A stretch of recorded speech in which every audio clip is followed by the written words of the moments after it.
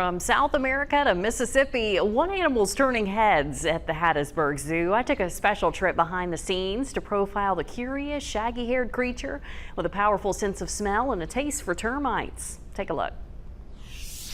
We're on site here in South America at the Hattiesburg Zoo, featuring the giant anteater right now with his keeper, Lacey Striblin. Thanks so much for being here, and tell us a little bit about the anteater and what he's all about. We just got to look at him eating. His tongue is so long. Yeah, so giant anteaters are the largest anteaters. They can have up to a 2-foot long tongue. Wow. And it's covered in a very sticky saliva. And they have a great sense of smell. Some people have suspected that they can even smell what kind of termites or ants they are eating. And just because they're called anteaters, they do eat a good bit of ants, but they also eat a lot of termites. They have really strong and really kind of sharp front claws, and they will basically dig into termite mounds and use that really long tongue, really sticky tongue, to kind of just lap up all the bugs that they can. And what'd you just feed the anteater just now? So what we fed him was an insectivore diet. It's specifically made for animals that eat mainly insects. So it is specifically formulated to have all the essential vitamins, minerals, nutrients that he might need to be a happy, healthy anteater. And you also have a capybara in the exhibit as well, Tony. How do they get along? So they are what I like to call friends that parallel play. Right. What does his hair feel like? Because it looks kind of coarse, like a capybara. So believe it or not, it also kind of feels like the capybara hair, or the fur. It's also very coarse. There's not much insulation in there, but it is very long, and as you can tell, he has a glorious tail that he'll use for balance, because he can stand up on his back 2 feet, and he'll use that really long tail to help him balance when he's standing up. Yeah, so you look over the South America exhibit. Is there any animal here that is one of your favorites? I may be a little biased, but I do think I have the best group of animals here at the zoo.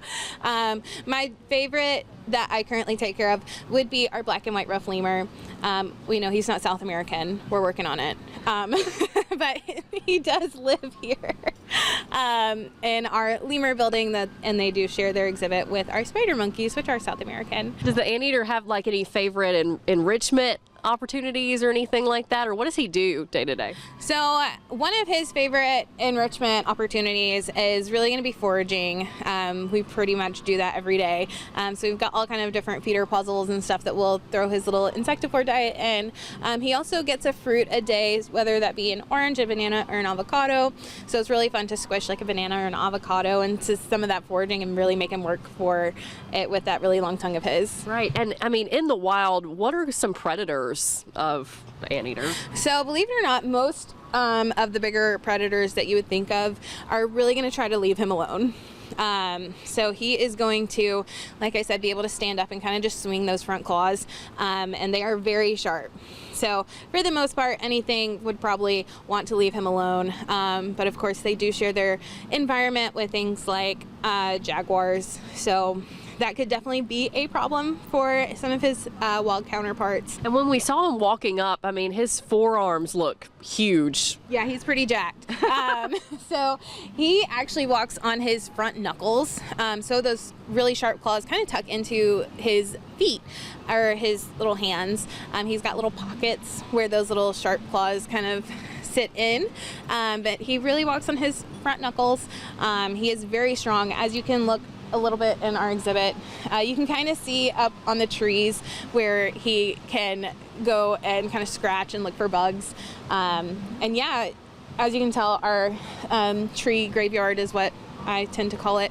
Anything that has like termites or stuff, he will get those really sharp claws and just kind of tear it apart. He's very good at getting anywhere near a bug. All right, Lacey, well, we just took a quick trip through South America. We thank you so much for bringing us along. Absolutely, thank you.